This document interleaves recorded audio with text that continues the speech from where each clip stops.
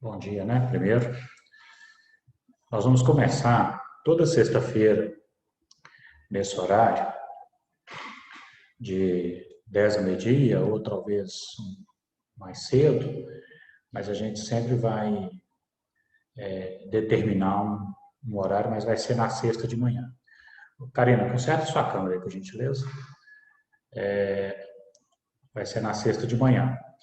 Vai ser um treinamento sempre nesses moldes, em torno de 2 horas, não mais do que isso, porque para não ficar cansativo e a gente também não atrapalhar a, a, a produtividade, né? Os assuntos que nós vamos abordar, vocês podem sugerir, né? De preferência que sugira mesmo, né? Caso contrário, nós não pegamos aqueles assuntos que a gente acha que é mais, que esteja com mais carência, né? Para a gente poder trabalhar. Hoje nós vamos falar do ICMS. Tá? Eu já gostaria de deixar já para a próxima semana, Felipe, para a gente se organizar, para que todos consigam acessar antes, que todos consigam ter câmera, computador que não tem câmera, acesse via celular, mas que a gente consiga fazer com realmente todos os presentes e com dedicação. Tá? É importante a participação de vocês, né? Trazer as dúvidas, trazer os questionamentos, porque isso vai enriquecer, né? E não só a gente ficar aqui falando. Por óbvio, nós não estamos aqui num ambiente acadêmico, né? Um ambiente corporativo, né? Mas toda atividade nossa, ela vai passar por uma exposição teórica, depois uma prática de exercícios com documentos e depois uma execução prática mesmo dentro da área de cada um. Então a gente pretende fazer, ainda que um pouco mais demorado, mas uma coisa mais completa, né? Então, por exemplo, nós vamos falar hoje de ICMS. Depois nós vamos, no final da nossa explanação, né, depois que a gente terminar, que pode ser hoje, semana que vem, nós vamos fazer algumas atividades com nota fiscal. E depois nós vamos separar algumas empresas para poder fazer as obrigações acessórias, né? Então, a ideia é de fazer o treinamento de forma completa. E aí, tendo dúvida, né, nós estamos aqui entre colegas, né, entre pares, então aqui não existe a figura de professor-aluno, né, e sim entre pares, né? Nós somos todos iguais, todos temos as dificuldades, todos temos que aprender, né? Não tem ninguém aqui que sabe mais do que o outro, né? Às vezes um até pode saber mais de uma área ou de outra, porque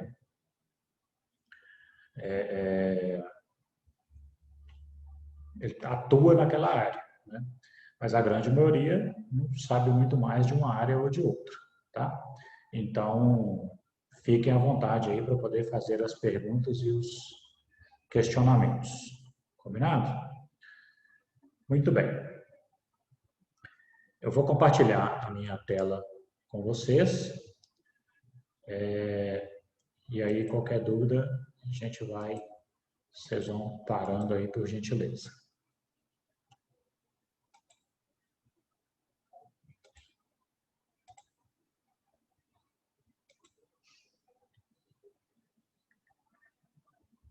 Tá vendo aí uma tela do ICMS?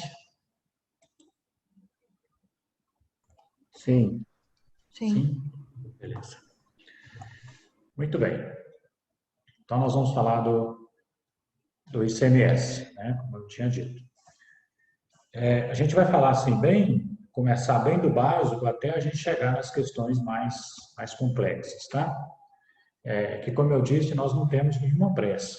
Pode ser hoje, pode ser na semana que vem, mas o importante é que os conceitos ficam bem fixados, tá? Então, é um imposto incidente sobre a circulação de mercadorias e sobre serviço. Então, ICMS, Imposto sobre Circulação de Mercadorias e Serviços. Agora, quais os serviços? Peraí, o trem voltou aqui. Quais os serviços? Somente serviços de transporte intermunicipal e interestadual e serviço de comunicação. Então, sobre toda circulação de mercadorias, é fato gerador do ICMS. E também é fato gerador do ICMS o serviço de transporte intermunicipal, interestadual e serviço de comunicação. Até 1991, a sigla era só ICM, porque era Imposto sobre Circulação de Mercadorias. De 91 para cá, que entrou o serviço de transporte intermunicipal e interestadual e serviço de comunicação. Então, no caso do serviço de transporte, a empresa que presta serviço de transporte dentro do município, ela vai pagar ISS, porque é uma prestação de serviço municipal. Se for uma prestação de serviço entre municípios ou entre estados, aí que é fato gerador do ICMS. Então, essa situação vai acontecer só com a empresa de serviço de transportes. Então, a empresa de serviço de transportes de transporte municipal paga ISS, intermunicipal e interestadual ICMS. Então, imagine, por exemplo, uma empresa de Belo Horizonte que vai prestar serviço em Conselheiro Lafayette. E aí ela vai pegar... Cauara, essa pergunta vai para você. Uma empresa de Belo Horizonte que vai prestar serviço em Conselheiro Lafayette. Ela vai pegar uma mercadoria em Conselheiro Lafayette e entregar em Conselheiro Lafayette mesmo. Mas a empresa é de Belo Horizonte. Essa seria uma atividade sujeita ao ISS ou ao ICMS? Acho que ISS, porque foi dentro do mesmo município. Exatamente. Então, não importa onde que a empresa esteja estabelecida. O que importa é onde o serviço de transporte está sendo prestado. Então, a empresa está em Belo Horizonte, mas ela prestou serviço dentro do município de Conselheiro Lafayette, pegou e entregou dentro do município, ISS. Agora, se ela tivesse pego de Belo Horizonte e levado para Conselheiro Lafayette, aí seria um transporte intermunicipal. Logo, seria ICMS. Ontem nós tivemos um caso desse na Nanum. Uma empresa de Ibirité, se não me engano, por incrível que pareça, Ibirité tem empresa. Uma empresa de Ibirité fez um transporte de Lagoa Santa para Nanum, que também está em Lagoa Santa. Então, a prestação do serviço é sujeita ao ISS, porque o transporte foi dentro de Lagoa Santa. Não obstante, a sede da empresa ser em Ibirité. Ok? Então, somente esses serviços de transporte intermunicipal, interestadual e serviço de comunicação, que é ICMS. Todos os outros serviços estão sujeitos ao ISS. Então, o ICMS é um tributo inserido no âmbito da competência tributária dos estados e do Distrito Federal. O que o legislador fez? O que o legislador procurou fazer? O ISS, que é Imposto sobre Serviço, ele é um tributo de competência do município. O ICMS, que é sobre a circulação de mercadorias, é um tributo de competência do Estado. O IPI, que é Imposto sobre a Industrialização, é de competência da União. Então, dividiu esses três tributos com os três entes arrecadadores. Então, o ICMS ele é de competência dos estados. Quem que são contribuintes do ICMS? Pessoas físicas e jurídicas que promovam a circulação de mercadorias e bens e os prestadores de serviço de transporte intermunicipal e interestadual de comunicação. Então, todas as pessoas que promovem a circulação de mercadorias e serviços é contribuinte do ICMS. Ser contribuinte do ICMS não significa necessariamente que aquela operação vai pagar, mas isso não deixa de ser contribuinte do ICMS. Né? Então, por exemplo, você vai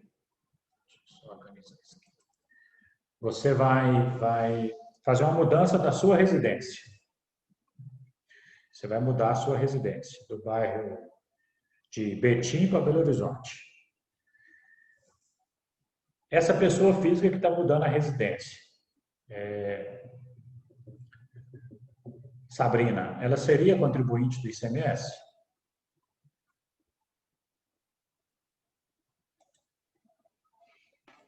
Ela está trocando a residência?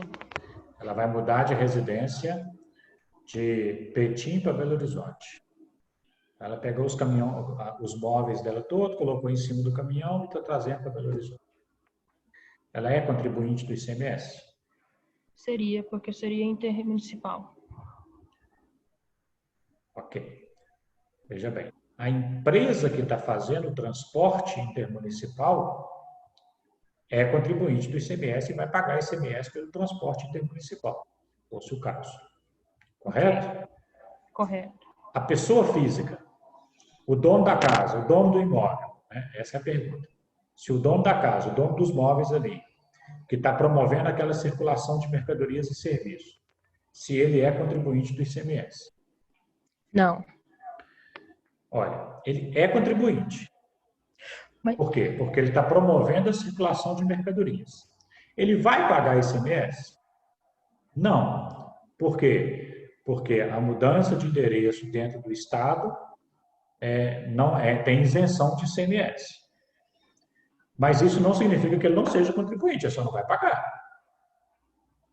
Mas ele é contribuinte. Entendi. Claro. Agora, a operação vai pagar ICMS? Não, não vai pagar ICMS. Ok? Muito bem. Então, onde que incide o ICMS? Qual é o campo de incidência do ICMS? A operação relativa à circulação de mercadorias, inclusive o fornecimento de alimentação ou de bebidas em bares e restaurantes. Então, toda circulação de mercadorias incide o ICMS. Inclusive em restaurantes, a fornecimento de alimentação em bares, restaurantes. Né? Você vai lá, você almoça, você não está circulando com a mercadoria. Conceito relativo. Mas a mercadoria, né, o bem, ele está mudando de propriedade. Né? Não é mais do restaurante, agora é sua. A mudança de propriedade, por si, já é uma circulação de mercadoria. Então, isso é campo de incidência do ISS, do ICMS. Então, toda circulação de mercadoria é incidência de ICMS. Entendendo como circulação de mercadoria, não só o transporte da mercadoria, a movimentação física da mercadoria, mas também a mudança de propriedade da mercadoria. Né?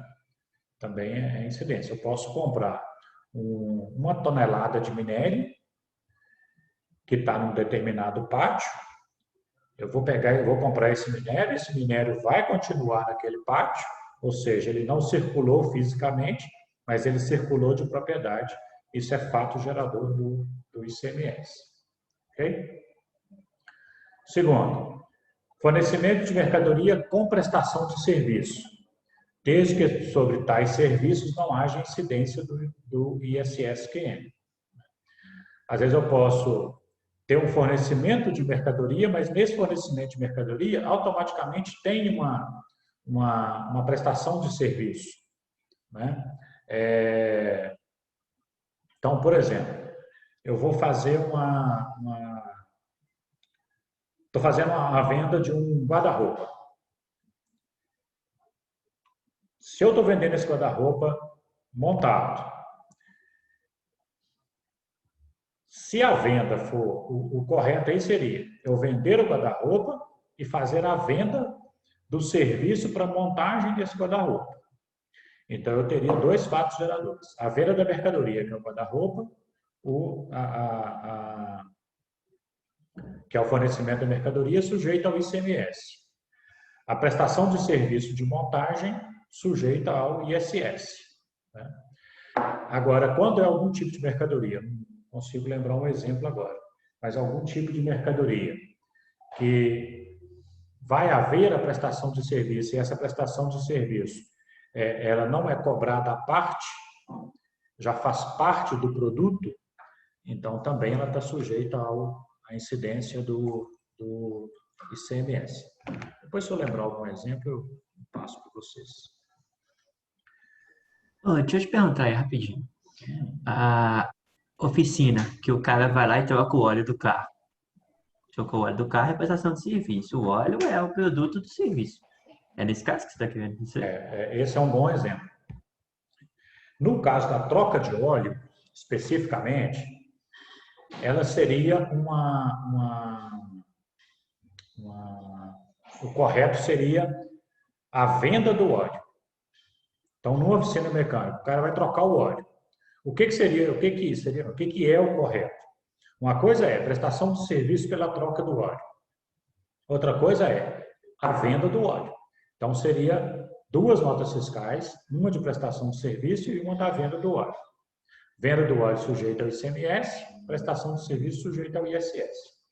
Mas com essa sua pergunta, você me lembrou de um exemplo. Eu vou fazer uma troca de um motor na oficina. É uma recalchutagem do motor. Então, eu tenho uma prestação de serviço de recalchutagem do motor. Aí eu tiro o motor do carro. Tá. Quando eu vou colocar esse motor de novo, eu vou ter que colocar as buchas de novo. Né? Eu vou ter que gastar estopa para poder limpar o motor. Né? Eu vou ter que colocar graxa para encaixar esse motor de novo, ele não ficar batendo. Só que todos esses materiais, eles fazem parte da prestação de serviço. Eu não estou vendendo para o meu cliente uma bucha, uma graxa, uma estopa. Não, faz parte da minha prestação de serviço para o serviço ficar adequado. Isso mercadoria que é fornecida junto com a prestação de serviço. Logo, sobre isso tudo aí vai ter não vai ter a cobrança dessa mercadoria, vai se incluir tudo na prestação do serviço. Ficou claro ou não? Sim. Okay? Também a incidência do ICMS, a saída de mercadoria em leilão público. Então, determinada mercadoria vai para leilão. Pode ser leilão judicial ou leilão normal, né? Que é muito comum na área rural, né? Na agropecuária. Então, o arremate do produto ali em leilão é fato gerador do ICMS. 4. Entrada de mercadoria ou bem importado do exterior por pessoa física ou jurídica, ainda que não seja contribuinte regular do imposto, qualquer que seja a sua destinação. Em outras palavras, a importação está sujeita ao ICMS. Na verdade, na importação, eu pago todos os tributos, né? IPI, ICMS, PIS, COFINS, imposto de importação, etc. Mas vamos nos ater aqui ao ICMS. Então, para importar, né, eu faço a importação. A mercadoria chega aqui no aeroporto de Confins, por exemplo, ou chega num porto, né, Porto de Santos, Porto de Vitória, etc. Para tirar essa mercadoria da área aduaneira, o que é a área aduaneira? É lá dentro do aeroporto, é lá dentro do porto. Né? Para tirar essa mercadoria de lá, para nacionalizar essa mercadoria, para entrar com essa mercadoria no território nacional, eu tenho que recolher o ICMS, né? Além dos outros tributos, como eu disse. Não poderia ser diferente, porque senão ia ficar muito vantajoso, né, a gente comprar do exterior. Porque nós temos uma carga tributária altíssima, né? De ICMS, IPI, PIS, COFINS. Se eu comprasse do exterior e essa mercadoria entrasse aqui sem tributação, Era muito melhor eu comprar do exterior, porque a tributação lá fora é muito menor do que a nossa, né? Então, por óbvio, seria melhor. Então, até para evitar uma concorrência desleal, né? E também gerar emprego e movimentar a economia do país, além da questão arrecadatória, né, do governo, toda importação está sujeita a todos os tributos, dentre eles o ICMS. O que acontece é que, às vezes, o governo ele dá alguns incentivos para a importação. Então, por exemplo, nós temos aqui a Manancial, que é uma empresa que atua na área médica, né? Então, na área médica, tem muitos produtos, equipamentos, que não tem similar nacional. Olha, se não tem similar nacional, então eu não posso dizer que a importação esteja fazendo concorrência desleal com a indústria brasileira. A indústria brasileira não tem. Então, nesse caso, o governo costuma ou cobrar alíquotas menores, ou, no caso do ICMS, até ter isenção do ICMS, por ser produto que não tem similar nacional. Ou mesmo algum setor que o governo quer incentivar em determinado momento, né? Por exemplo, agora na pandemia, tem vários produtos médicos que é para tratamento da Covid que está com isenção de ICMS. Para que esses produtos possam chegar aqui mais baratos, mais rápido, com preços mais acessíveis para a população e para a rede de hospitais e clínicas. Então, o governo, ele pode, às vezes, e faz isso, né, às vezes, de mexer nas alíquotas dos produtos, né, não só do ICMS, mas de todos, né? E aí fica assim, poxa, mas se eu estou importando, como é que eu vou saber se aquele produto tem algum incentivo, se não tem incentivo, né? Como é que eu vou fazer isso? Nós vamos falar daqui a pouco, né, sobre como a gente fazer essa consulta quando nós estivermos fazendo com nota fiscal. Depois nós vamos entrar um pouco mais nesses casos práticos. Aí eu vou mostrar como é que a gente pode fazer essa consulta para saber se o produto que eu estou importando tem algum incentivo ou não. Ou quando eu recebo uma nota fiscal do cliente para poder lançar aqui no nosso sistema, no Fortes, né? Como é que eu vou saber se aquela nota ali tem algum incentivo, alguma coisa? Então, daqui a pouco a gente vai falar um pouquinho sobre isso. Também é campo de incidência do ICMS a entrada em estabelecimento de contribuinte em decorrência de operação interestadual de mercadoria destinada a uso, consumo ou ativo permanente. Pessoal, presta bastante atenção nesse tópico, porque ele acontece igual feijão com arroz, toda hora, todo dia. Então, a entrada em estabelecimento de contribuinte em decorrência de operação interestadual de mercadoria destinada a uso, consumo ou ativo permanente. Então, vamos primeiro ali focar em estabelecimento de contribuinte. Primeiro, na prática, quem é contribuinte do ICMS? Assim, nós falamos lá atrás, contribuintes são todas as pessoas físicas, jurídicas, que promovem a circulação de mercadorias. Ok, conceito teórico, né? Vamos falar de um conceito prático de contribuinte, né, que a gente pode adotar aqui no nosso dia a dia. Toda empresa comercial e industrial, ela está sujeita à inscrição estadual. Ela tem que ter uma inscrição no Estado. Por que ela tem que ter uma inscrição no Estado? Porque ela promove a circulação de mercadorias. Como ela promove a circulação de mercadorias, ela tem que emitir nota fiscal. Para ela emitir nota fiscal, quem autoriza ela a emitir nota fiscal é o Estado. Então, ela tem lá a sua inscrição estadual, né, para ela poder operar.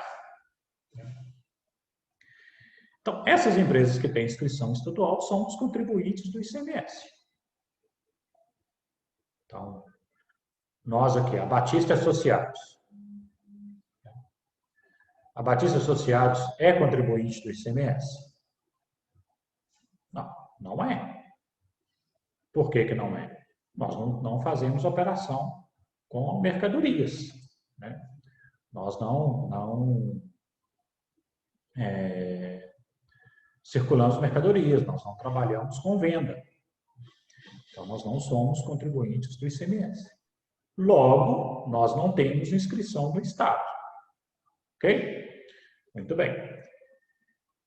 Então, quando a gente fala ali, a entrada em estabelecimento de contribuinte, então nós estamos dizendo, sim, a empresa comercial e industrial que comprou mercadoria fora do Estado, fora de Minas Gerais.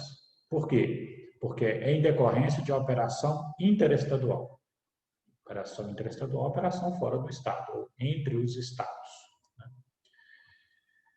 De mercadoria destinada a uso, consumo, material de escritório, material de conserto, material de manutenção, ou para o ativo permanente, né? Para o antigo ativo permanente que a gente tinha lá na contabilidade, né? Para o imobilizado, né?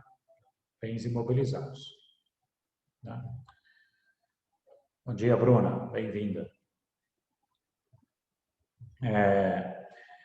Então, toda vez que uma empresa comercial ou industrial, ou seja, contribuinte do ICMS, tiver uma compra interestadual,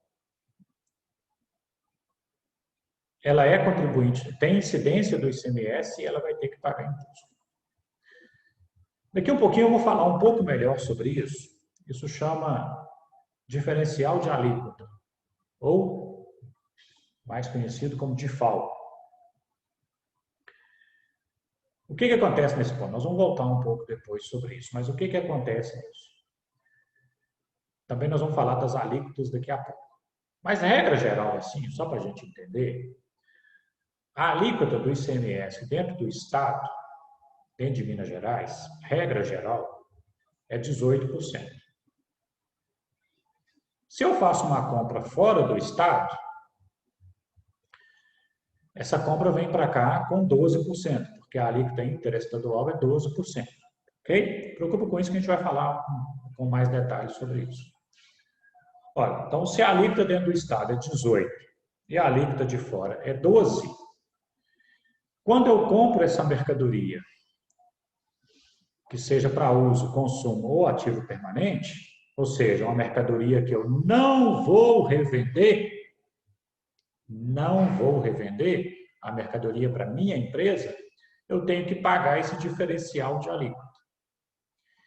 Então, o que a gente está dizendo nesse tópico 5 aqui, em outras palavras, é que a entrada em estabelecimento de contribuinte em decorrência de operação estadual de mercadoria destinada a uso, consumo ou ativo permanente, eu tenho que pagar diferencial de alíquota. Basicamente é isso que a gente vai ver um pouco melhor lá na frente. Ok? Lembrando que como isso o regulamento do ICMS ele é lá de trás, quando ele coloca aqui destinada a uso, consumo ou ativo permanente, nós estamos falando de empresas optantes pelo lucro presumido ou lucro real. Se for empresa optante pelo simples, ele pode, qualquer operação, qualquer compra fora do Estado, tem que pagar esse diferencial de alíquota. Mas segura isso um pouco, a gente vai falar um pouco melhor sobre isso lá na frente, tá ok? Meg, alguma dúvida até aqui? Não, até o momento tá ok. Tá bom, então. Muito bem. Também incide o ICMS sobre a prestação de serviços de transporte interestadual ou intermunicipal, nós já falamos sobre isso, né? De bens, mercadorias, valores, pessoas ou passageiros, por qualquer via ou meio, inclusive gasoduto e oleoduto. Há isenção quando o serviço de transporte for para contribuintes do Estado de Minas Gerais e se referir à operação interna dentro do Estado. Então, nós já falamos sobre isso lá atrás, né? A prestação de serviço de transporte interestadual e intermunicipal, seja de qualquer bem, está sujeita à incidência do ICMS, né? Então, se eu fiz uma venda, eu estou em Belo Horizonte, minha empresa está em Belo Horizonte, eu fiz uma venda para Contagem, né? Então, vai ter dois fatos geradores. Um é a circulação da mercadoria, o outro é o serviço de transporte. Então, são os dois pagamentos de ICMS. Muito bem. A prestação onerosa de serviço de comunicação de qualquer natureza, por qualquer meio, inclusive a geração, emissão, recepção, transmissão, retransmissão, repetição Kleber, e ampliação. Oi.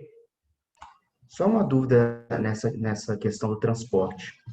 Então, por exemplo, se eu faço uma venda de uma mercadoria em Belo Horizonte e vou transportar até Contagem, e eu comprometo com o cliente que eu vou entregar isso para ele, eu preciso separar o que é o serviço do transporte e o que é a mercadoria e calcular o ICMS sobre um e sobre outro? Eu preciso destacar isso?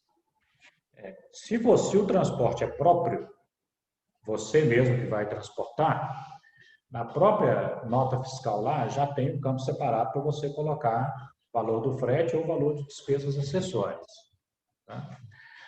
Agora, se você vai entregar a mercadoria, você se comprometeu a entregar a mercadoria, mas você vai contratar uma transportadora ou um autônomo, aí você vai fazer a emissão do conhecimento de transporte.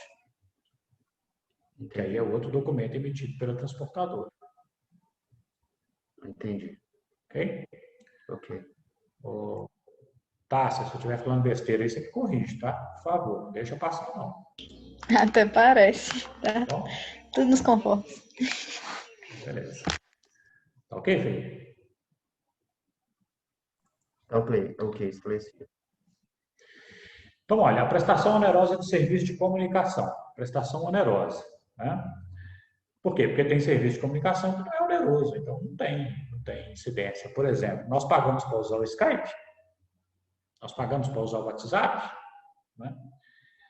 Então, é prestação de serviço não onerosa, logo não tem incidência, mas a telecomunicação, né, a telefonia, a televisão, né, são prestação de serviço onerosa. Então, isso tem incidência de ICMS, né, que são os serviços que entraram de 91 para cá, comunicação e serviço de transporte. Muito bem, então essas são as incidências. Agora nós vamos falar um pouquinho sobre base de cálculo.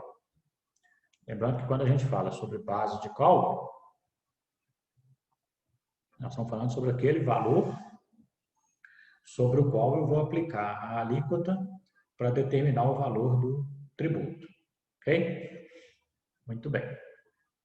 Então, qual é a base de cálculo do ICMS? O valor da saída de mercadoria de estabelecimento comercial ou industrial, então é o que eu falei, comercial ou industrial. Por quê? Porque a prestadora de serviço não é contribuinte do ICMS, porque ela não promove a circulação de mercadorias e serviços. Assim entendido, como toda importância recebida pelo vendedor, como? Aí a sua pergunta, Felipe. Frete, seguro, juros ou quaisquer outras despesas.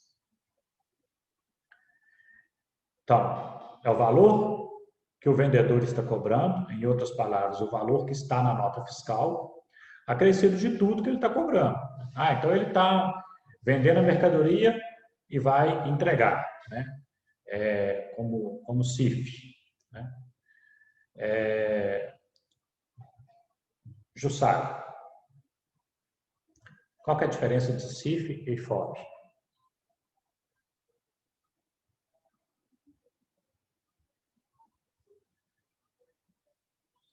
Jussara, você está sem som.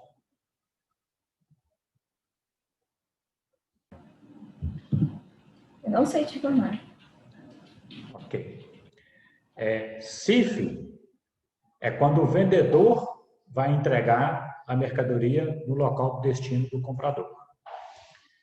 E FOB é quando o comprador vai buscar a mercadoria. Então, CIF, a entrega por conta do vendedor. FOB, a entrega por conta do comprador. Ok? Algumas pessoas aqui já ouviram falar isso, Mas quando eu fazia a graduação, teve uma professora que falou um macetezinho que eu nunca mais esqueci. FOB, F-O-B. Fui obrigado a buscar. Ou seja, o comprador é que tem que buscar. Então, fui obrigado a buscar, é por conta do comprador. Logo, CIF é por conta do vendedor. Ok? Então, se o vendedor está fazendo com CIF, ou seja, ele que vai entregar e está cobrando frete para isso, está cobrando seguro para transportar essa mercadoria, todos esses valores vão na nota fiscal, logo faz parte da base de cálculo do ICMS. E aí está uma observação aí que não inclui na base de cálculo o valor do IPI, dos descontos incondicionais e dos abatimentos concedidos. Por enquanto, nós vamos ficar com esse conceito aqui, porque tem uma observação do IPI, mas a gente vai comentar sobre ela mais adiante. Ok? Então, se não vai entrar na base de cálculo, né? Porque o IPI, na verdade, ele é um tributo adicionado. Né? Então, se eu estou vendendo uma mercadoria por R$1.000 e ela tem 10% de IPI, eu vou somar nesses R$1.000 os 10% de IPI, os R$100. Então, logo eu vou cobrar do meu cliente 1.100, mas a base de cálculo do ICMS vai ser 1.000. Ok? Também não entra na base de cálculo o desconto incondicional. O que é desconto incondicional? Viviane.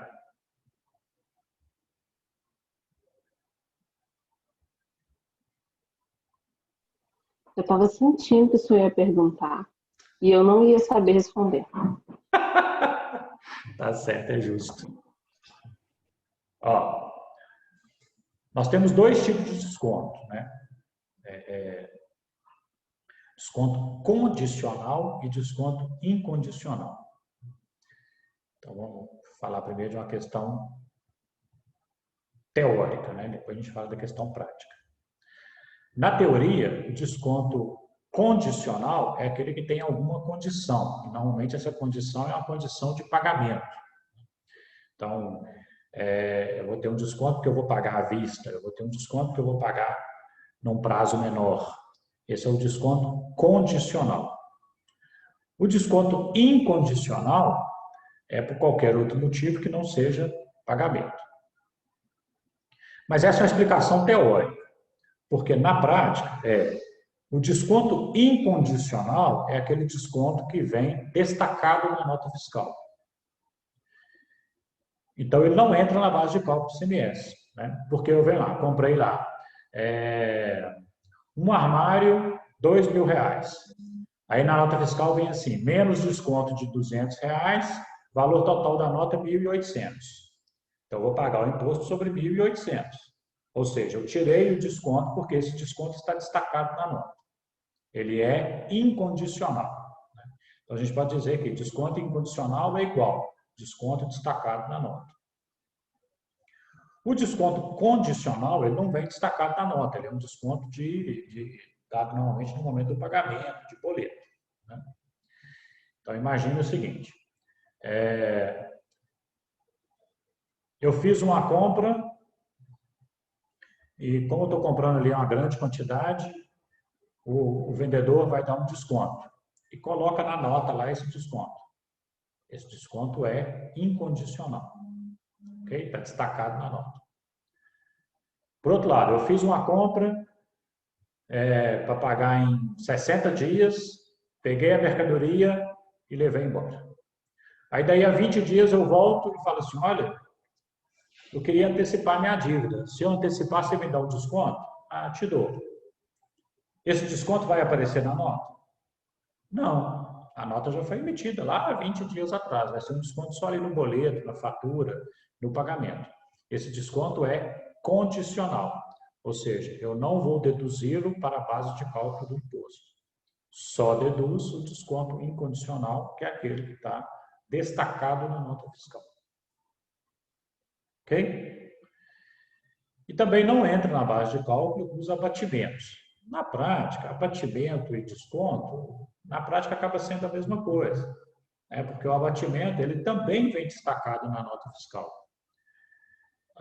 existe aí um conceito, uma diferença conceitual teórica, né? Porque o abatimento ele é concedido quando a mercadoria tem alguma avaria, está próximo do vencimento, tem um defeito, uma costura torta, alguma coisa assim. Então, dá-se um abatimento. Mas, de qualquer maneira, vai vir destacado na nota, né? Então, em outras palavras, a gente poderia resumir que eu vou pagar o ICMS sobre o valor que está ali na nota fiscal. Ok? Muito bem. Sabe, uma dúvida. Quando a gente compra por exemplo, uma televisão, né? Eu vou lá na Casa Bahia, por exemplo, compro uma televisão. Aquelas de mostruário geralmente tem um desconto, né? Aí seria, na verdade, assim, tem um abatimento no valor. É um abatimento concedido ou um desconto incondicional nesse caso? Não, aí, nesse caso, na teoria, é um abatimento. Por quê? Porque a mercadoria está com avaria, está com sujo, está com arranhão, está com alguma coisa. Então, é um abatimento em função da avaria da mercadoria. Mas, na prática, a loja vai lá e coloca lá assim, desconto. Tá ok, mas também, assim, no fundo, não muda muito, entendeu? Mas, teoricamente, é um abatimento. Então tá, obrigado. Ok? No caso de mercadoria e bem importado, a base de cálculo do ICMS vai ser o valor que eu paguei ao fornecedor no exterior, mais o frete que eu paguei para trazer essa mercadoria até o porto ou o aeroporto aqui no Brasil. Aí, sobre esses dois valores, eu vou somar o imposto de importação, o IPI, olha que aqui o IPI entra na base de cálculo do ICMS, o imposto sobre operação de câmbio, IOC, qualquer despesa aduaneira que eu tiver, exceto o despachante aduaneiro, que em 2012 para cá, o regulamento do ICMS tirou a despesa com despachante aduaneiro, né? E qualquer outro tributo que seja cobrado na importação, por exemplo, a FRMM, que é adicional adicional de frete para renovação da marinha mercante. Então, toda mercadoria que vem de navio tem que pagar uma taxa para a marinha para poder usar o mar. Isso também vai entrar lá na base de cálculo do ICMS. Então, a base de cálculo do ICMS vai ser o valor que eu paguei ao fornecedor no exterior, mais o frete para trazer a mercadoria, com mais todos os tributos que eu pago para desembaraçar essa mercadoria.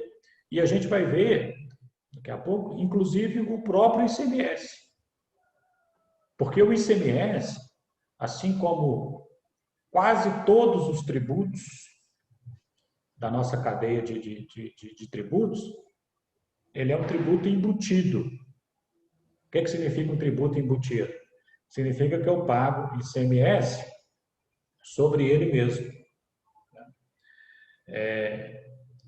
Então, por exemplo, quando eu falo que o valor da mercadoria é R$1.000, dentro desses R$1.000 já está a mercadoria e o ICMS já está aí dentro. Então, quando eu falo, eu comprei um aparelho celular por R$1.000, né? Se eu comprei esse aparelho aqui dentro de Minas, com o ICMS, imaginando em 18%, na verdade não é menor, né? Mas se eu comprei a mercadoria dentro de Minas com ICMS de 18%, na verdade eu estou pagando 820 pela mercadoria e 180 de ICMS. Olha bem, 820 pela mercadoria, 180 de ICMS. Que deu R$1.000. Mas os 180 foi calculado sobre os 1.000. Então, significa que o ICMS, né, por ser um tributo embutido, eu calculo o ICMS sobre ele mesmo. Kleber, Oi? uma dúvida. Por que esses impostos integrados na base de cálculo do ICMS não caracteriza bitributação? Quem perguntou, hein? Meg. Primeiro, a gente precisa conceituar bitributação, né? Bitributação não é calcular dois tributos sobre a mesma base de cálculo. Mas bitributação é calcular 2 ou mais tributos sobre a mesma operação. Olhe bem, qual é o fato gerador do ICMS? É a circulação de mercadorias. Ok? Quando eu pego ali, por exemplo, o II, que é o Imposto de Importação, qual que é o fato gerador do Imposto de Importação? Eu importar mercadoria. Aí eu não quero pagar Imposto de Importação, então eu compro mercadoria nacional. Se eu comprar nacional, vai ter só o ICMS, não vai ter o II. Então, o Imposto de Importação é outro fato gerador. O IPI é Imposto sobre Produtos Industrializados.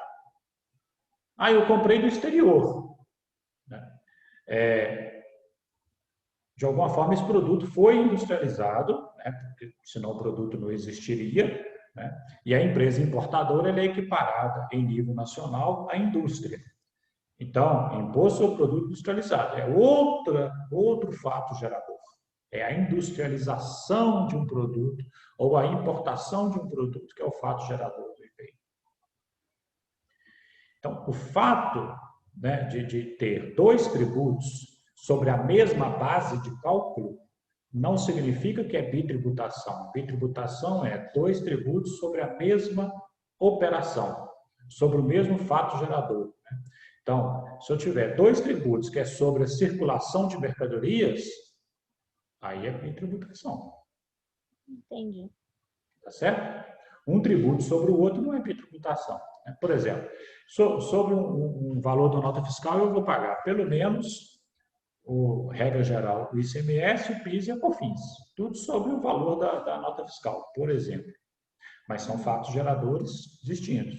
Um fato gerador é faturamento. O outro fato gerador é circulação da mercadoria. Que no fundo, é um engano bobo. Porque na prática, assim, se a gente pensar bem como contribuinte, como cidadão, é só lero-lero, né? Porque eu mudei o nome de circulação de mercadoria para faturamento e estou cobrando 2 tributos. Né? No fundo, assim, se a gente faz uma análise com raciocínio lógico, eu tenho um monte de tributos sobre a mesma operação. Qual que é a operação? Fiz uma venda. Sobre essa venda eu estou pagando ICMS, estou pagando IPI, estou pagando PIS, estou pagando COFINS. Se for serviço, eu estou pagando ISS. É a venda. Mas aí, o legislador, com a ânsia arrecadatória que nós temos na nossa legislação, arruma-se artifícios conceituais jurídicos que permite a cobrança de mais de um tributo sobre a mesma operação. Então, por exemplo, na Europa, a maioria dos países tem um imposto chamado IVA. Desde quando eu entendo por gente que eu comecei a entender de tributo, apesar que tem pouco tempo, mas desde isso, eles falam que vão implantar o IVA no Brasil. O que é o IVA? É Imposto sobre Valor Agregado. Então, o ICMS é um imposto sobre valor agregado. O IPI é um imposto sobre valor agregado. O PIS e COFINS é um imposto sobre valor agregado. Então, na verdade, é juntar todos esses tributos em um só e chamá-lo de IVA. Por quê? Aí você fala, não, mas aí é um tributo só. Né? Então, nos países mais desenvolvidos, isso funciona. Né? Aqui, o pessoal fala assim, não, nós vamos fazer uma reforma, vamos acabar com esses tributos e vamos criar o IVA, que vai ser um tributo só substituindo aí 4, 5 tributos. Ah, beleza, mas eles pegam a alíquota de todas e somam em um só e no final que você paga é a mesma coisa. Então, assim... É o que eu imaginei mesmo. Falar em reforma tributária para a gente aqui é meio para inglês ver, entendeu? Então, assim, a questão é essa, né? É o conceito que o Código Tributário e que a jurisprudência traz de bitributação, né? No raciocínio lógico é bitributação, mas se a gente for olhar o conceito legislativo, não é bitributação. Ok? Ok, obrigada. E também a base de cálculo do ICMS, o valor final do bem arrematado em leilão, né? Conforme a gente já falou. Ô, Falou Kleber, Oi, deixa eu te fazer uma pergunta. pois não.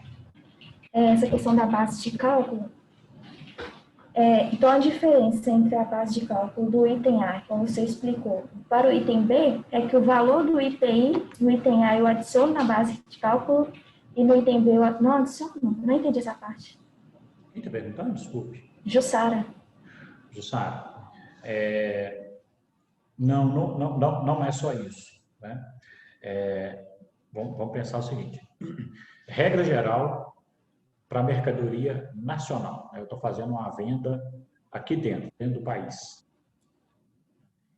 O IPI não entra na base de cálculo do ICMS. Eu ia até comentar isso depois, então já vou aproveitar a sua dúvida, então já vou fazer um comentário sobre isso. Essa questão do IPI é o seguinte. Primeiro, quem que paga IPI? Indústria. Né? Só a indústria que paga IPI, que é Imposto sobre Produto Industrializado. Né? Em regra geral, quem paga é a indústria. Né? Quando a gente for falar de IPI, a gente vai falar que tem algumas empresas, né, algumas situações que são equiparadas à indústria, mas não é o caso agora. Né? Então, vamos lá na regra geral. Quem paga IPI? Indústria.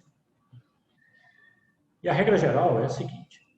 Se a indústria está vendendo a mercadoria para alguém que vai revender, o IPI não entra na base de cálculo. Se a indústria está vendendo a mercadoria para um consumidor final, ou seja, para alguém que não vai revender, para uma pessoa física, para a empresa consumir, para a empresa colocar no seu imobilizado, o IPI entra na base de cálculo do ICMS. Ok? Então, é isso que eu falei que eu ia comentar depois, mas já aproveitando. Então, mas aí nós estamos falando de venda de mercadoria nacional. Ok? Aqui dentro. Compra e venda aqui dentro. Tá? Então, se a venda é para uma revenda ou para outra indústria que vai utilizar o produto no seu processo de industrialização, o IPI não entra na base de cálculo. Se a venda é para pessoa física ou para a empresa que vai consumir, para consumo final, o IPI entra na base de cálculo. Essa é a regra aqui dentro. Outra coisa é a seguinte. Quando eu estou importando mercadoria, na hora que eu vou desembaraçar essa mercadoria no porto ou no aeroporto, eu tenho que pagar o ICMS. E como que eu determino a base de cálculo do ICMS? Eu somo o valor que eu paguei ao fornecedor lá fora, mais o frete que eu tive para trazer essa mercadoria, mais o imposto de importação que eu vou ter que pagar para tirar essa mercadoria do porto, mais o IPI, aí o IPI vai entrar na base de cálculo também, que eu vou pagar para tirar essa mercadoria do porto, ou seja, com mais todos os gastos que eu vou ter para tirar essa mercadoria do porto. Independente se ela depois vai ser para outra empresa ou se é para o consumidor final. Independente do que eu vou fazer com essa mercadoria. Se eu estou importando, o IPI entra na base de cálculo. Ok, obrigada. Okay? E aí, só lembrando, né, só complementando o seguinte. Quando eu pego o valor que eu paguei ao fornecedor lá fora, mais o frete, mais as despesas aduaneiras, né, incluso aí os tributos, o valor que eu vou encontrar corresponde a 82% da minha base. Olhe bem isso. Corresponde a 82% da minha base. Por que 82%? Porque 100% o ICMS já tem que estar embutido. Então, faz uma conta para nós aí que eu vou escolher um para perguntar o resultado daqui a pouco. Paguei o fornecedor lá fora, com mais frete, com mais as despesas aduaneiras, deu R$ 1.500. Ok? Frete, mais despesa aduaneira, mais tudo, deu R$ 1.500. Considerando o ICMS de 18%, qual vai ser a minha base de cálculo do ICMS? Faz a continha para nós aí, Daniel.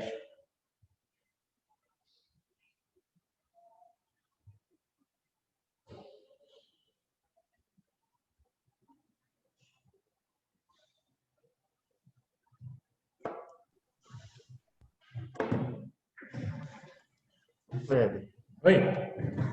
enquanto a Daniela faz a conta, deixa eu perguntar um negócio, agora eu fiquei curioso. Se eu vendo, né, vamos pensar na montadora de carro lá, ela vai vender para uma agência de carro, vamos supor, a Fiat vendeu um Palio para uma agência de carro. E, né, a agência de carro, normalmente o cara vai revender o carro. Sim. Mas aí o cara vai lá e gosta do carro, em vez de vender, vai ficar com o carro.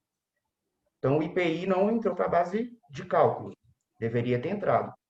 Logo, a transportadora pagou, o ICMS é menor. Como que cerca isso? Transportadora não, né? A Fiat, né? Ó, a Fiat, verdade. Não cerca, Transportadora. não cerca, não tem como. A operação foi posterior. O que se deveria fazer, né, que aqui no Brasil faz, o pessoal da Europa que não faz, né, é a pessoa que resolveu mudar o bem, né, então, por exemplo, vamos pensar na concessionária. Ela comprou esse veículo para revenda, certo? Então, ela colocou ele no estoque de mercadoria para revenda, concorda? Certo. Ok. Agora ela resolveu ficar com esse bem para ela rodar lá, para os diretores rodarem. O que ela tem que fazer? Tirar esse bem do estoque de mercadoria para revenda e passar ele para o imobilizado. Certo. O que ela tem que fazer? Emitir uma nota fiscal para isso, para transferência do bem. Ela mesma emite uma nota para ela mesma, para tirar o bem, Transferiu do estoque para o imobilizado. transferindo do estoque para o seu imobilizado. Nesse momento aí, ela deveria pagar o ICMS sobre o IPI. Mas, infelizmente, na prática, não é assim que funciona. Isso é fácil do cara não fazer nada e difícil de fiscalizar.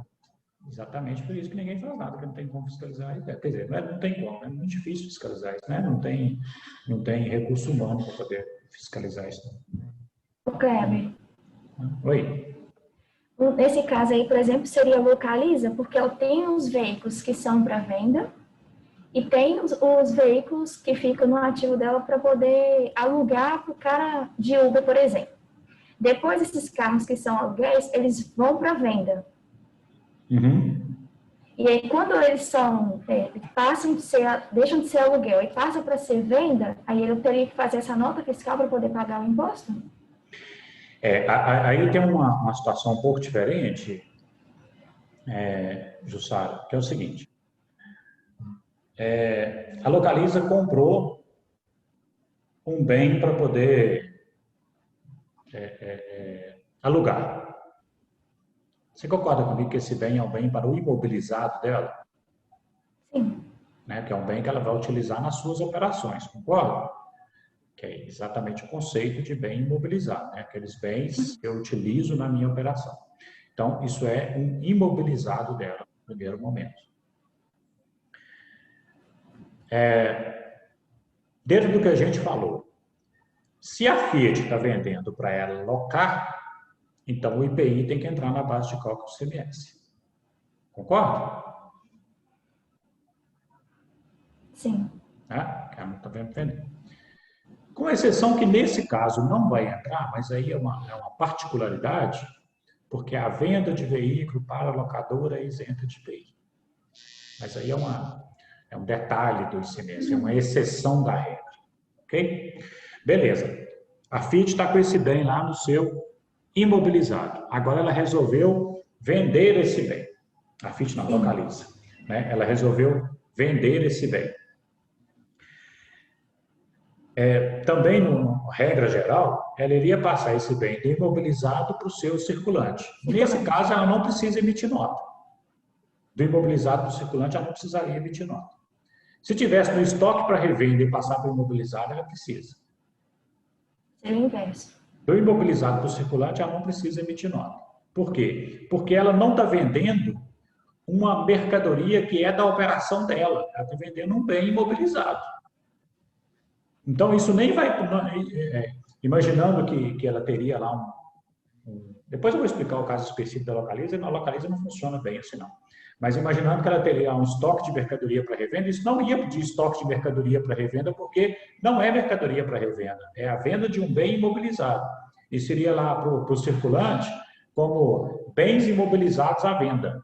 Tá? Não precisaria emitir nota para isso, senão teria interferência no estoque dela. Mesmo ela prestando esse tipo de serviço. Mesmo ela prestando esse tipo de serviço, porque ela é a prestação de serviço dela. No caso da Localiza, especificamente, isso que eu estou te falando, é uma locadora comum. A Localiza, especificamente, não é ela que vende o carro. É uma outra empresa do grupo, que vende. Então, a Localiza, a locadora, vende esse bem para uma outra empresa do grupo a preço de custo, e essa outra empresa do grupo é que faz a venda. Então, a Localiza, ela pega o bem que está no imobilizado dela, vende para uma empresa do grupo, pelo preço de custo, sem ganho. Essa outra empresa do grupo, que é a Localiza Seminovos, coloca no seu estoque de mercadorias para revenda e faz a venda. Aí, nessa transação de venda aqui da Localiza Locadora para Localiza Seminovos, aqui tem emissão de nota fiscal. Porque é uma venda, uma transferência de propriedade do bem. É outra empresa. Mas isso específico no caso da Localiza. Ok? Ok. Ok, Felipe? Ok. Dani, conseguiu chegar aí? Repete para mim, por favor, Repete o quê? a pergunta. Você falou? Tá. Considerando que o valor que eu paguei ao fornecedor lá fora, mais o frete, mais todos os tributos ali que eu tenho que embutir, II, IPI, IOC e as despesas aduaneiras, deu R$ 1.500. Desprezando PIS e COFINS, porque PIS e COFINS nós vamos falar depois, considerando só o ICMS, qual seria a base de cálculo do ICMS? Olha o que eu disse antes, que quando eu somo tudo aquilo ali, eu tenho que embutir o ICMS para poder calcular ele mesmo.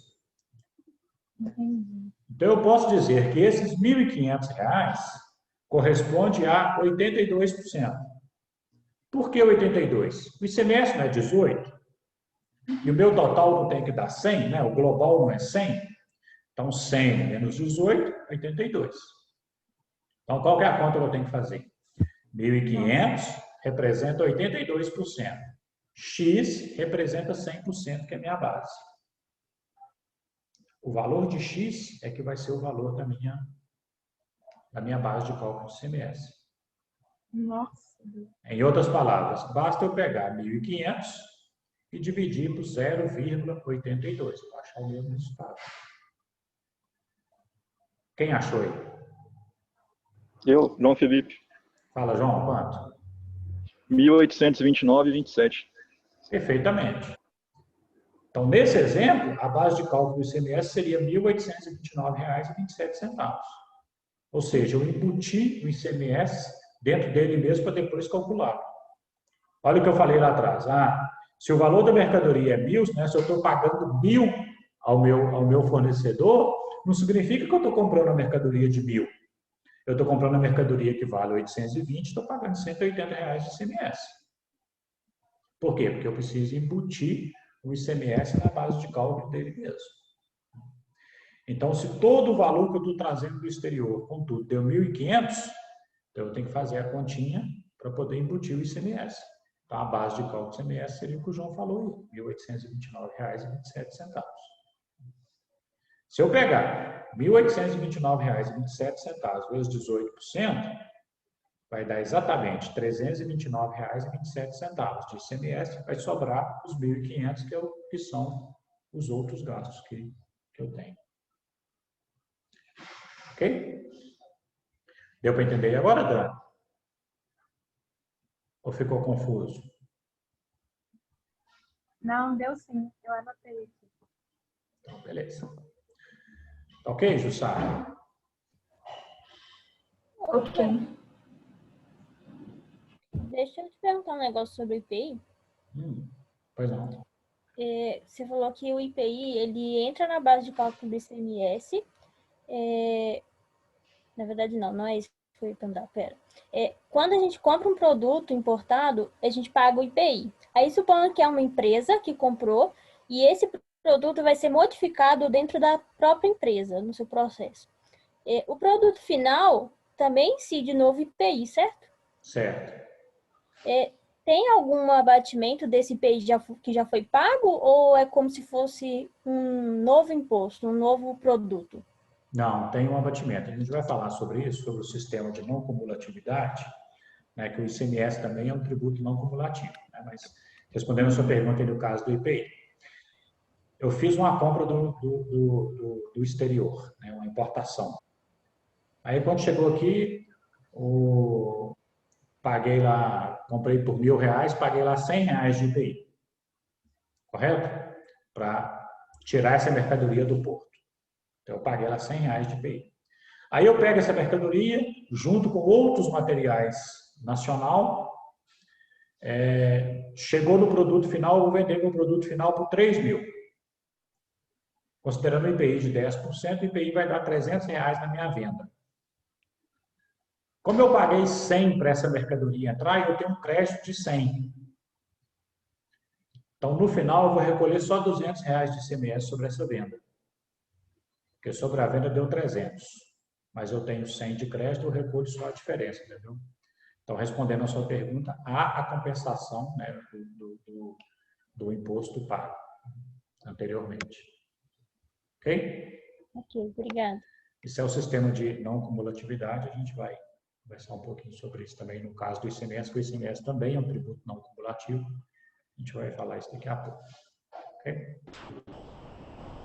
Ô, Cléber, você pode explicar de novo o cálculo?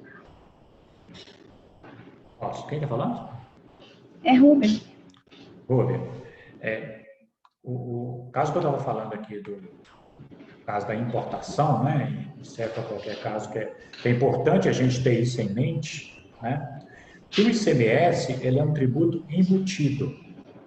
O que significa um tributo embutido?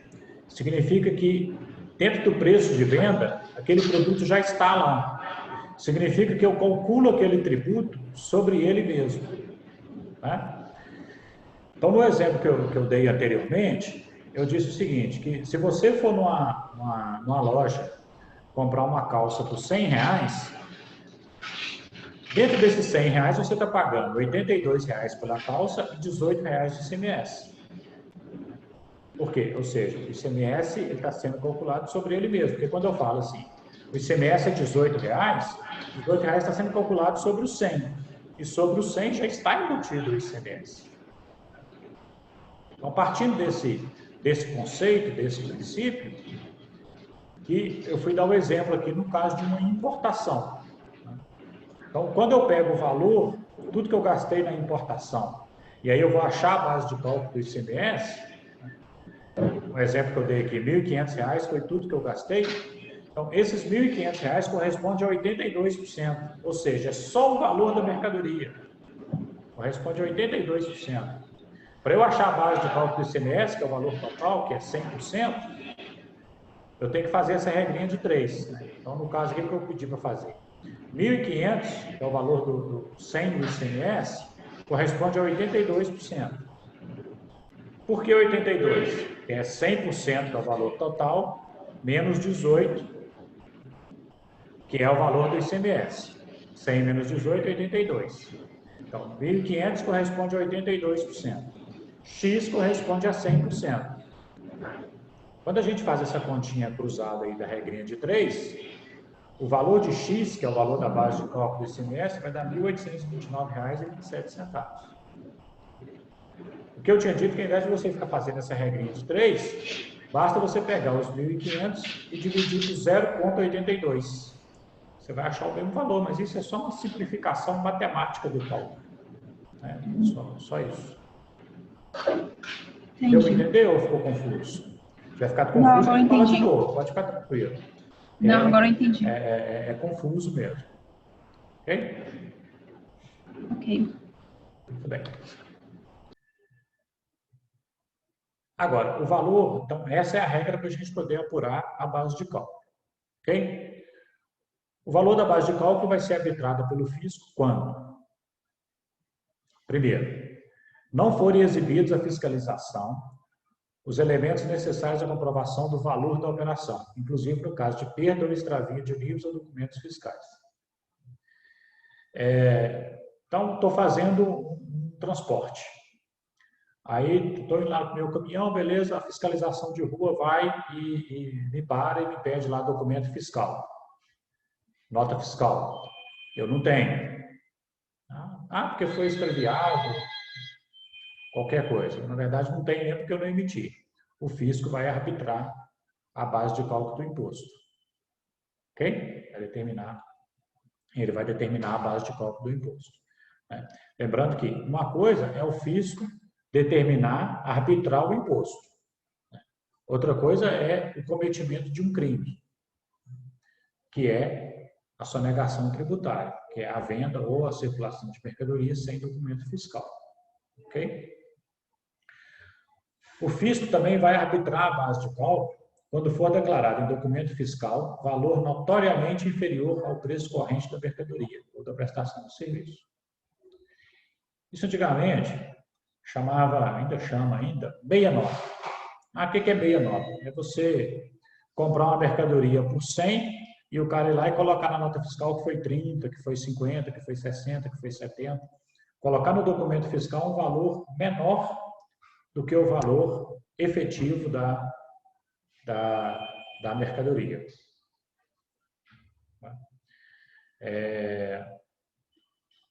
Nós temos um cliente lá em Santa Luzia, né, que a gente estava fazendo uma reunião com eles essa semana, eu, a Bruna e a Tássia, que está aqui conosco, e o cliente falou isso, não, tem fornecedor nosso que nos vende a mercadoria, mas a nota fiscal vem com valor inferior. Valor inferior é o conhecido meia nota. Ou seja, se eu vendi por 1.000 a mercadoria, mas vou emitir a nota só de 300, eu vou pagar o imposto só sobre 300. Logo, é sonegação tributária. Sonegação tributária é crime. Se o fisco pegar, é motivo de arbitramento. Ok? Eu tenho um caso interessante sobre isso. Eu tenho um primo que ele é fiscal no Estado. E antigamente, há muito tempo atrás, eu acho que ele até aposentou, se não me engano, mas ele trabalhava com fiscalização de rua, naquele posto lá de Bom Jesus do Amparo, lá em Vitória. E ele estava reformando a casa dele, então ele sabia preço de mármore, granito, essas coisas. E veio um caminhão carregado de granito, com o valor da nota fiscal, assim, muito, muito inferior ao valor normal. Como ele estava fazendo cotação para colocar na casa dele, ele sabia os valores. Então, na hora que ele pegou a nota, ele virou para o motorista do caminhão e falou, olha, essa nota está errada, ela foi emitida com valor menor. O motorista do caminhão, não foi não. Ele falou, foi.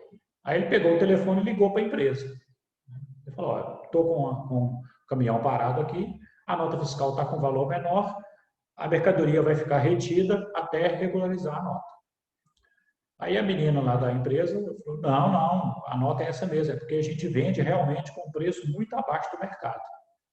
Eu falei, então beleza, é coisa assim de 20%, 30% do preço normal. Como ele estava precisando para poder comprar na casa dele, ele falou, então tá bom, então eu estou fazendo cotação, inclusive eu vou querer um caminhão.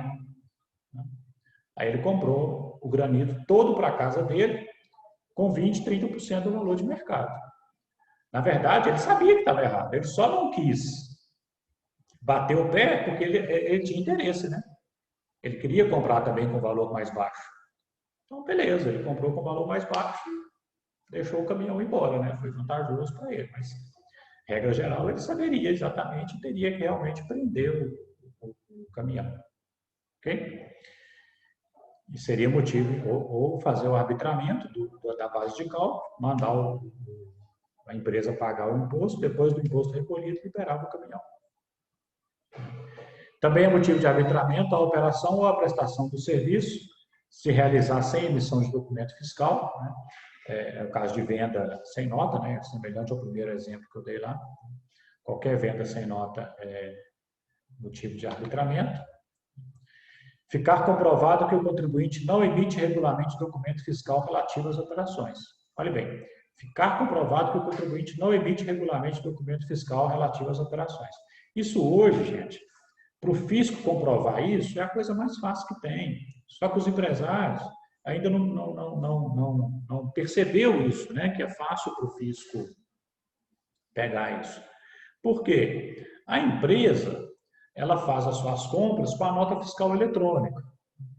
Nota fiscal eletrônica já está lá no banco de dados do governo. Então, o governo sabe o que você está comprando, sabe a quantidade que você está comprando, sabe qual a mercadoria que você está comprando. Então, se você compra essa mercadoria com nota e está vendendo sem nota, o que vai acontecer com o seu estoque lá para o fisco? Vai só aumentando. Né? Vai chegar uma hora que não tem jeito, né? Fica incompatível. Né? E aí significa o quê? Que você regularmente está vendendo mercadoria e não está emitindo nota. Né? Porque o seu estoque está um absurdo. Né? Porque você só compra com nota e vende sem. Isso é motivo de arbitramento da base de cálculo ICMS pelo fisco, né? Além do processo criminal. Uma outra situação que o fisco pode pegar isso é nas vendas com cartão. A operadora do cartão, ela informa para o fisco quanto que cada CNPJ está vendendo. Né? Então, a pessoa vende no cartão e não emite nota, vende no cartão e não emite nota, vende no cartão e não emite nota. Aí a operadora informa lá para o fisco, ó, essa empresa aqui, ela faturou no cartão 500 mil. Mas aí vai lá, a empresa está com 100 mil de emissão de nota. Tem uma coisa errada aí, mas... O cartão está dizendo que ela vendeu 500 mil, como é que ela tem só 100 mil de emissão de nota? Na verdade, o que ela está fazendo? Deixando de emitir as notas. E isso é motivo de arbitramento da base de cálculo do ICMS. Ok? Ocorrer a falta de sequência do número da ordem das notas fiscais de operação e saída em cupom fiscal relativamente aos números que faltarem, né? Então, no caso das empresas que ainda emitem cupom fiscal, né, isso está para acabar, porque agora vai ter a nota fiscal de consumidor eletrônica, né? Alguns estados já está funcionando, mas no cupom fiscal ele tem uma sequência de numeração, né?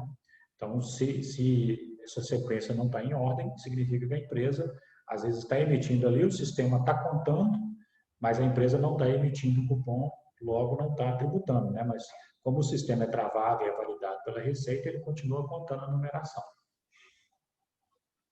Em qualquer outra hipótese em que sejam omissos ou não mereça fé as declarações e os esclarecimentos prestados ou os documentos expedidos pelo sujeito passivo ou por terceiro legalmente obrigado. Acabou de acontecer uma situação dessa exatamente comigo. Foi final do ano passado, eu acho. Eu fui fazer uma viagem com o Otávio. Quando eu cheguei de viagem, tinha uma intimação na minha mesa. Na hora que eu abro a intimação, eu estava sendo chamado para poder pagar uma dívida de 20 milhões de um cliente. Eu, Kleber, sendo corresponsável para pagar a dívida de 20 milhões. Aí, quando eu morri de susto, né? Quando eu vou ler lá, aí se pagasse dentro de 30 dias, caía para 11 milhões. Aí eu já fiquei mais tranquilo, porque 11 milhões já está de boa. Né? Mas aí, quando eu fui ver, é uma empresa que foi meu cliente em 2007 e 2008, e a autuação era referente a 2015. Quer dizer, não tem nada a ver com isso. Não tinha nada a ver. Né? Pode anos depois que eu deixei de trabalhar com o cliente. Mas por que o fisco pegou esse cara? Porque a escrituração contábil dele não merecia fé. E por que a escrituração contábil dele não merecia fé? Porque estava cheio de lançamentos assim. Ajuste, lançamento de ajuste, correção do valor, ajuste de estoque, ajuste de exercício anterior. Não existe ajuste, na verdade, em contabilidade. Né? A gente até faz, às vezes, alguns ajustes, mas, na verdade, não existe ajuste em contabilidade. Contabilidade, o que é? A escrituração contábil, né? Não só a contabilidade. A contabilidade é muito mais abrangente do que isso. Mas a escrituração contábil é o reflexo das operações no patrimônio da empresa. Então, tudo que aconteceu naquele dia, daí o nome diário, tem que fazer a escrituração. Então, não tem porquê, numa situação normal, lógica, de um raciocínio lógico, eu ter que fazer ajustes depois. Né? Então, ajustes por si só já tem cara de picaretagem, já tem cara de má fé. Mas nessa empresa era demais a quantidade de ajuste que que eles fizeram na escrituração contábil, né? E aí o fisco pegou isso, principalmente os ajustes no estoque, e falou, olha, a escrituração não merece fé. E aí eles arbitraram lá a base de cálculo do ICMS, que eles entenderam que era a operação real da empresa, e deu lá 20 milhões de imposto para pagar. Okay? E mandou notificação para a empresa. E por que me colocaram nisso? Porque me parece que meu nome ainda estava no Estado ainda, como responsável por essa empresa. Não sei se foi por causa disso, mas foi falta de bom senso do fiscal, né? Porque ele pegou isso na escrituração contábil do SPED contábil. Era só ele ver lá quem que assinou o SPED contábil. Qual o contador que assinou o SPED contábil. Certamente não fui eu. Né? Mas eles fazem o que é mais fácil, pronto, e depois deixa as pessoas se virarem. Né? Essa história é importante e faz parte, né? Porque é o risco da nossa profissão, né? Imagine que se fosse eu mesmo que tivesse feito esse rolo para atender o cliente, igual muita gente faz as coisas aí para atender o cliente, com medo de perder o cliente. Imagine se eu tivesse feito mesmo, se eu fosse responsável, se tivesse com a minha assinatura lá. Eu tinha uma dívida agora de 20 milhões para pagar. Acha que o empresário vai pagar isso? A empresa vai pagar isso? Não vai, o empresário está até preso. Né? Então, é muito arriscado assim, a gente fazer qualquer coisa em contabilidade para agradar cliente ou que não seja o extremamente correto. Né? Não pode de jeito nenhum. Em contabilidade, não vale a máxima, o cliente tem sempre razão. Nem sempre ele tem razão. Às vezes não dá para atender o que o cliente quer. Né? Muito bem. As exceções à apuração. Oi. Desculpa te interromper. É que eu tenho uma dúvida no item 2. Uhum. Você passou aí. Se puder voltar, por favor. Pois não. Essa questão, porque eu sei que quando tem um grupo econômico, né, de empresas, você pode vender a sua mercadoria para o grupo com um valor menor. Nesse caso, tem alguma observação que você tem que passar para o fisco não pegar? Alguma coisa que você tem que passar para o governo tudo ou não? Não necessariamente. Porque vai estar vendendo com um valor menor, né? Do que o preço normalmente usual da mercadoria. Sim. Essa é uma prática, Viviane, chamada de transfer price, ou transferência de preço. Em nível estadual não existe uma regra, mas em nível federal existe e acaba que os estados acompanham essa regra federal. Porque em nível federal diz o seguinte, você pode vender por um valor inferior? Pode, desde que ele não seja inferior a 90% do preço de mercado. Então, a venda entre empresas do mesmo grupo com valor inferior? Pode, pode. Mas aí tem uma instrução da Receita que diz o seguinte, desde que não seja inferior a 90% do preço de mercado. E sabe por quê? Qual a lógica dessa regra?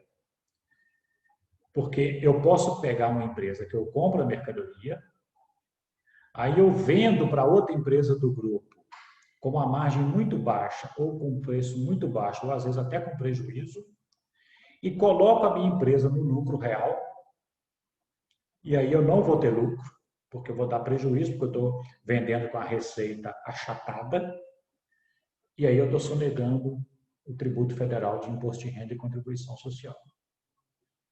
Tá? Nós tivemos um caso de uma empresa aqui, né, que nós somos peritos, que ela vendia para a empresa dela no exterior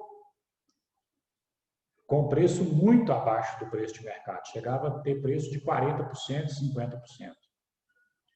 E, na verdade, o que eles estavam fazendo? Era empresa do mesmo grupo. Na verdade, o que eles estavam fazendo? Como a empresa aqui estava dando prejuízo, ela não poderia distribuir lucro. E era uma forma de reverter lucro lá para o exterior disfarçado.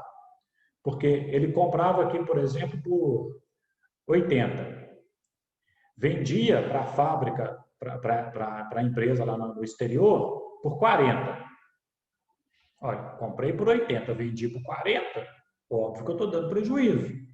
Eu sou lucro real, por consequência, dei prejuízo, não tem imposto a pagar sobre o lucro, né? Nem imposto de renda, nem CSLL, contribuição social.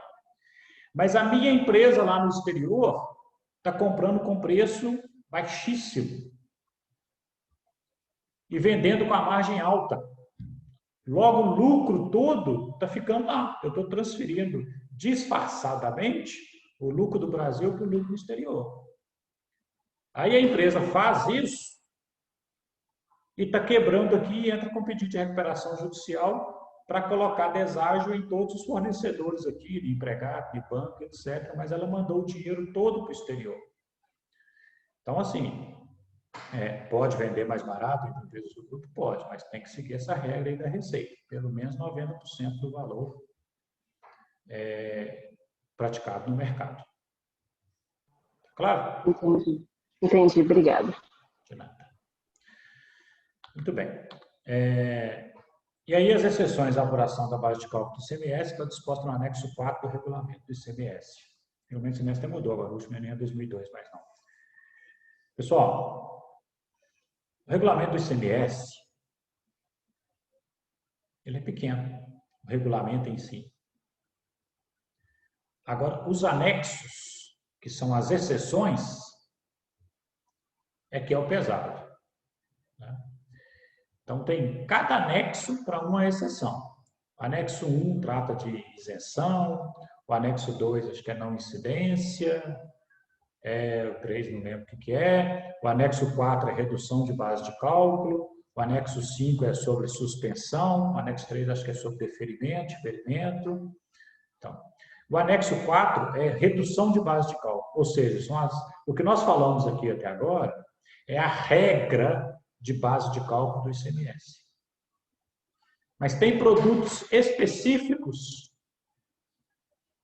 que têm redução ou alguma particularidade na base de cálculo. Normalmente, redução na base de cálculo. Por exemplo, o leite só tributa 66,66% da base de cálculo. Então, o produtor não, a indústria de leite, né? O laticínio, indústria de leite não, laticínio, melhor dizendo, quando ele vende o leite, ele não tributa 100%. Ele teve uma receita de 10 mil de venda de leite, mas a base de cálculo do ICMS dele vai ser R$ 6.666,67. Por quê? Porque o regulamento diz que ele tem uma redução de 33,33% na base de cálculo. Ah, mas por que o regulamento fez isso? Porque quer dar um incentivo para o leite. E aí tem vários produtos, né, que têm redução na base de cálculo. Poxa, mas chegou um cliente novo aqui no escritório. Como é que eu vou saber se o produto dele, ou chegou aqui uma nota fiscal, se o produto dele tem redução ou não tem? Então, eu vou ter que ir lá no regulamento do ICMS ou na Econet e fazer a pesquisa. Depois eu vou mostrar para vocês lá o caminho para a gente poder fazer essa pesquisa. Entendido ou não? Ok? Pessoal, eu vou parar aqui. Já está ficando meio cansativo. Na sexta-feira que vem a gente continua. Eu não sei se 10 horas ou mais cedo, mas provavelmente vai ser nesse mesmo horário, de 10 até aí próximo de meio-dia. E aí a gente continua. Como eu falei, nós não temos pressa. O importante para a gente é que fique bem entendido. Isso que é importante. Então, assim, espero que quem não teve nenhuma participação, mas que tenha entendido, não esteja deixando para depois. Né? Porque vocês sabem muito bem, né? Nós já conversamos sobre isso várias vezes, que dentro da nossa estrutura, todo mundo vai passar por todas as áreas. Né? Então, eu não quero que você chegue lá na frente e fale assim, nunca ouvi falar nisso. Porque o que nós estamos falando aqui entrou no ouvido e saiu no outro. Então, não dá. Combinado? E lembrando, não sei se eu falei no início, Mas se eu não falei, eu vou falar agora. No final lá do treinamento, nós vamos fazer alguns exercícios práticos, eu vou passar para vocês fazerem, e depois eu vou escolher uma pessoa para poder explicar para a gente a resolução. Combinado? Dúvidas?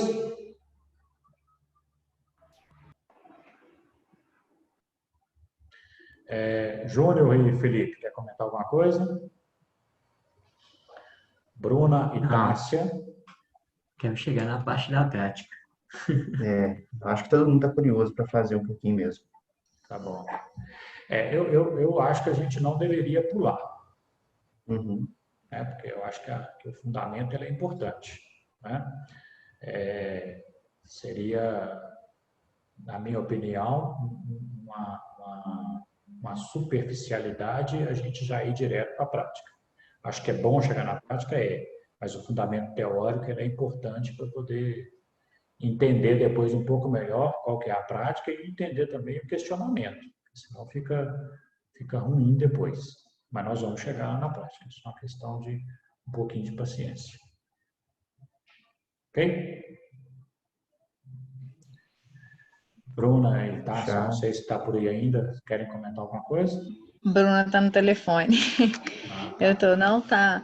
Foi super válido. Eu também acho que tem que passar um pouquinho pela teoria, porque quando você vê a prática, você começa a associar aquilo que você viu na teoria. Por mais que a teoria é um pouco maçante, regulamento de CMS, principalmente, nunca é fácil de entender. Então, assim, mas quando você vê na prática, você lembra a teoria que você teve, fica mais fácil de colocar aquilo em prática, fica melhor para ver. Então, acho que é melhor ter realmente, tipo assim, pode ser que você prefira terminar tudo, ou então terminar por tópicos, né? Tipo ICMS, aí faz uma coisa de ICMS para depois passar para outro tipo e tal. Acho que fica melhor para entender. Daí é fazer E isso mesmo. eu não sei se você falou isso também, Kleber, só porque teve umas horas aqui que eu também estava no telefone, mas estavam falando sobre sobre você vender abaixo do preço de mercado. Eu já vi algumas resoluções do Estado que ele fala que você pode até vender abaixo do preço de mercado, desde que você não faça isso para o imposto. Então, se você quiser vender a base do preço de mercado, o imposto tem que ser recolhido na base total. Isso, perfeitamente, isso mesmo, corretíssimo. Posso até vender, desde que eu tribute o preço normal, não tem problema nenhum. Isso mesmo. Tipo, vende pelo preço que você quiser, mas eu quero receber o imposto na base cheia, então...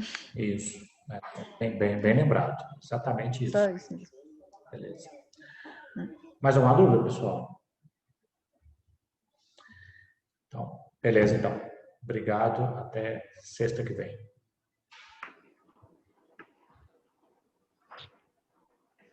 Ok? Obrigado, Fernando. Falou.